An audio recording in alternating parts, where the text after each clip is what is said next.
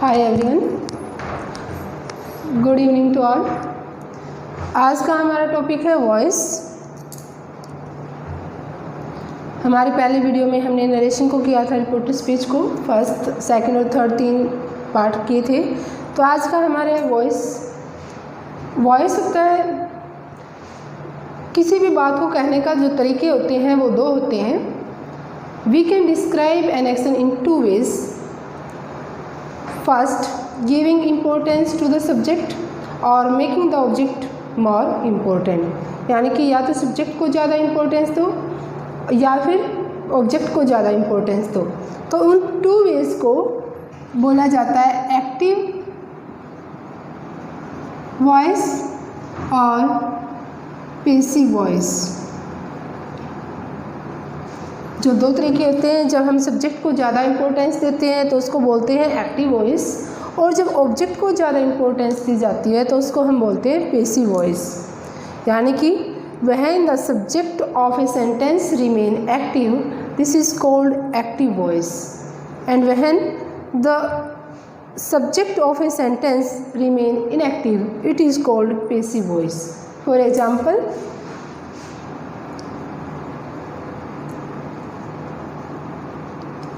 Example, I love her। This is called, यहाँ पे आई को इम्पोर्टेंस दी गई है, this is called active voice.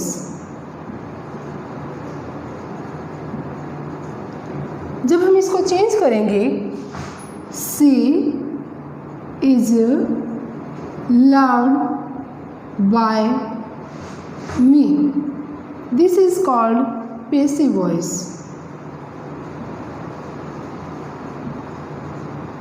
This is called passive voice. इसमें बहुत सारे चेंज होते हैं। जो सब्जेक्ट है वो पैसिव वॉइस में ऑब्जेक्ट हो जाता है, जो ऑब्जेक्ट है वो सब्जेक्ट हो जाता है, और प्रोनाउन को भी चेंज करके आता है। हर का सी में चेंज हुआ है। उसके बाद आती है वर्ब, जो हमारा टेंस है।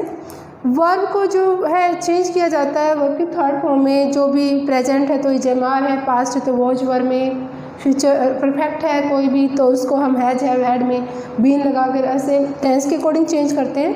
पर सबसे ज़्यादा नोट किए हैं कि जो सब्जेक्ट है, सब्जेक्ट वो बन जाता है ऑब्जेक्ट, और जो ऑब्जेक्ट है वो चेंज हो जाता है सब्जेक्ट में, और सब्जेक्ट से पहले लगता है बाय। ये चेंज होता है, सब्जेक्ट से पहले लगेगा जो ऑब्जेक्ट बन के आया चेंज होने के बाद बाय, और फिर वर्ब में चेंज हो जाता है। जो वर्ब है उसको टेंस के अकॉर्डिंग चेंज करेंगे।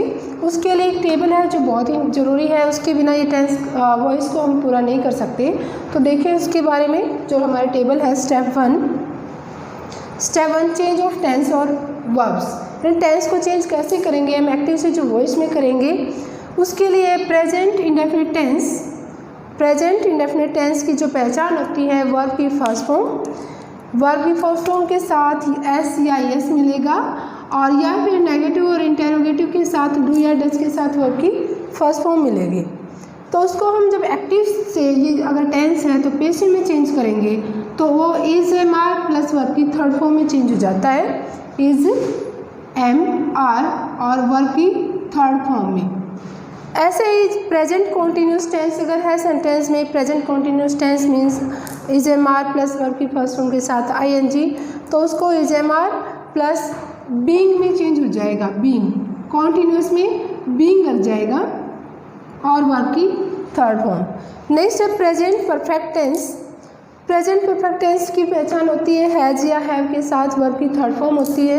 तो उसको जो हम एक्टिव से पैसिव वॉइस में चेंज करेंगे तो हैज और हैव के साथ बीन लग जाएगा, और वर्ब की थर्ड फॉर्म। यानी पैसिव में चेंज करेंगे एक्टिव से, तो कोई भी टेंस हो उसको वर्ब की थर्ड फॉर्म में चेंज करेंगे, ये सब में सिमिलरिटी रहेगी। नेक्स्ट है प्रेजेंट परफेक्ट कॉन्टीन्यूस टेंस जो होता है उसको हम एक्टिव से पैसिव वॉइस में चेंज नहीं करते हैं। Past indefinite tense, past indefinite tense की होती है या तो वर्ब की सेकंड फॉर्म होती है या डिड के साथ वर्ब की फर्स्ट फॉर्म मिलेगी, यानी नेगेटिव और इंटेरोगेटिव में डिड मिलेगा, और डिड के साथ हमेशा वर्ब की फर्स्ट फॉर्म आती है। तो उसको हम चेंज कर देंगे वाज या वर प्लस वर्ब की थर्ड फॉर्म में। नेक्स्ट है पास्ट कॉन्टिन्यूस टेंस, जो होता है वाज वर्ब प्लस वर्ब की फर्स्ट फॉर्म के साथ आईएनजी लगा होता है, तो उसको हम कर देंगे वाज और वर्ब के साथ बीइंग लगा देंगे और प्लस वर्ब की third form. Past perfect tense had plus verb की थर्ड फॉर्म होता है, तो वही परफेक्ट में बीन लग जाएगा। वर्ब की थर्ड फॉर्म तो वैसे भी होती है और पैसिव वॉइस में वर्ब की थर्ड फॉर्म ही लगेगी।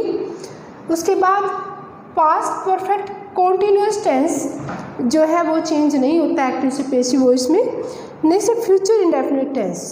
फ्यूचर इंडेफिनिट टेंस की पहचान होती है विल या सेल के साथ वर्ब की फर्स्ट फॉर्म, तो उसको विल सेल बी लग जाएगा, यानी मॉडल्स के बाद बी लगा के वर्ब की थर्ड फॉर्म में चेंज हो जाएगा।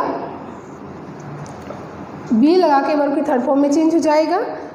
फ्यूचर परफेक्ट टेंस आता है, यानी फ्यूचर के बाद इंडेफिनिट के बाद कॉन्टिन्यूस चेंज नहीं होता है, नो चेंज होता है एक्टिव से पैसिव वॉइस के लिए। Future perfect tense will shall have verb की थर्ड फॉर्म को फिर हम परफेक्ट में लगा देते हैं बीइंग। तो इस तरह से हम रूल चेंज करेंगे। उसके बाद आते हैं नेक्स्ट स्टेप जो है हमारा change of pronouns. Change of pronouns का कैसे होता है, यहाँ पे तो किया था टेंस और वर्ब को, यहाँ पे चेंज ऑफ प्रोनाउंस। तो प्रोनाउंस अगर आई है एक्टिव वॉइस में तो उसको चेंज कर देंगे पैसिव में मी में, अगर मी है तो उसका हो जाएगा आई में। तो ये ऐसे चलेंगे, इसको मी को आई में कर देंगे, आई को मी में कर देंगे, तो ये दोनों आपस में ऐसे ही होंगे। वी को करते हैं अस में, ही को करते हैं हिम में, सी को हर में, हर को सी हो जाएगा, हिम का ही हो जाएगा, दे को दैम में, यू का यू ही रहता है, तो इसमें कोई चेंज नहीं होता है। इस तरह से हम प्रोनाउन को चेंज करेंगे। तो उसके लिए एग्जाम्पल लेते हैं हम। For example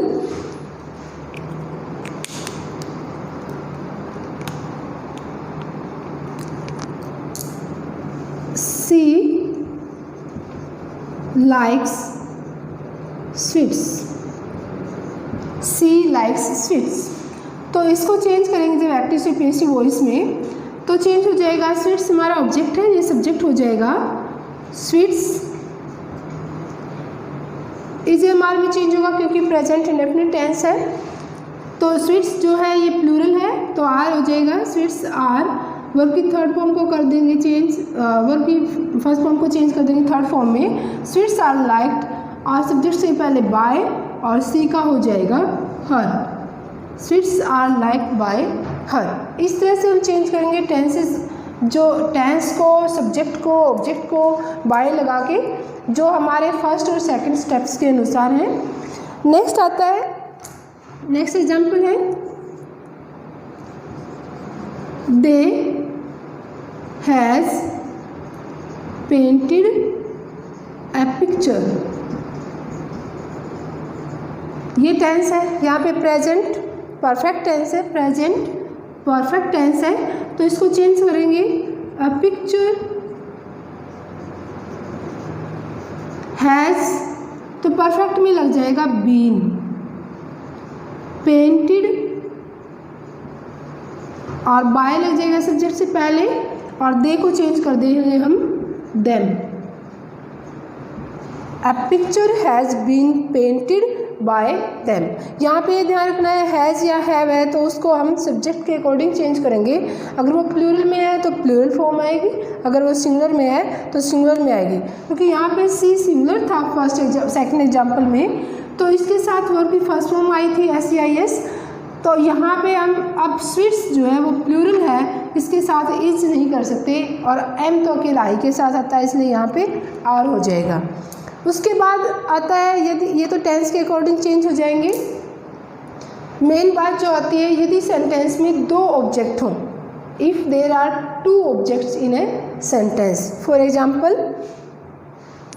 example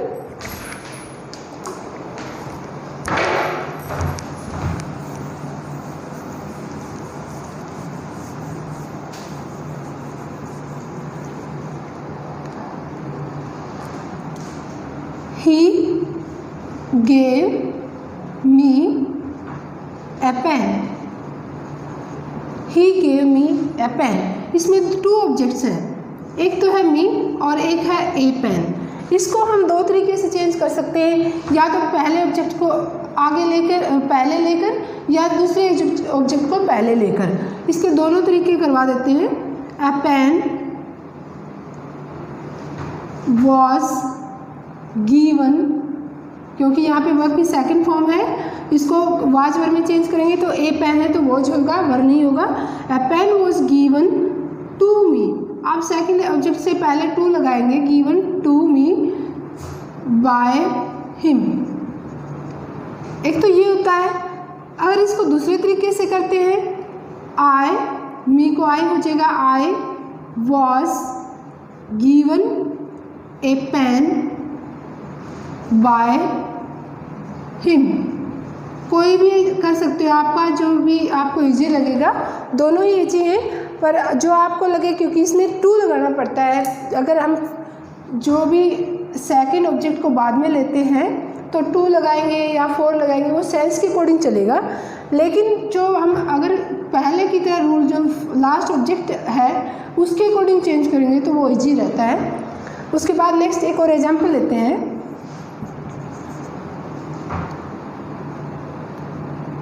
they wrote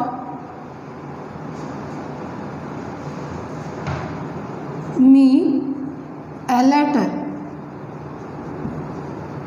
they wrote me a letter। यहाँ पे भी मी और ए लेटर दो ऑब्जेक्ट हैं, तो या तो करो a letter was written to me by them, या फिर इसको करो I was written a letter by them. I was written a letter by them.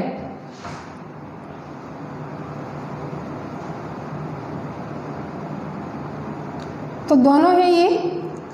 I hope कि आपको ये सिंपल जो सेंटेंस के अकॉर्डिंग आपको समझ में आ गया होगा। इसका सेकंड पार्ट हम करते हैं, जो इम्पेरेटिव सेंटेंसेस और इंटरोगेटिव को चेंज करने का होता है, या फिर किसी सेंटेंस में जो है आपको दी गई हो प्रीपोजिशनल जो वर्ड होते हैं उसके अनुसार, वो हम कल के पार्ट में करेंगे। आज के लिए इतना ही, थैंक यू।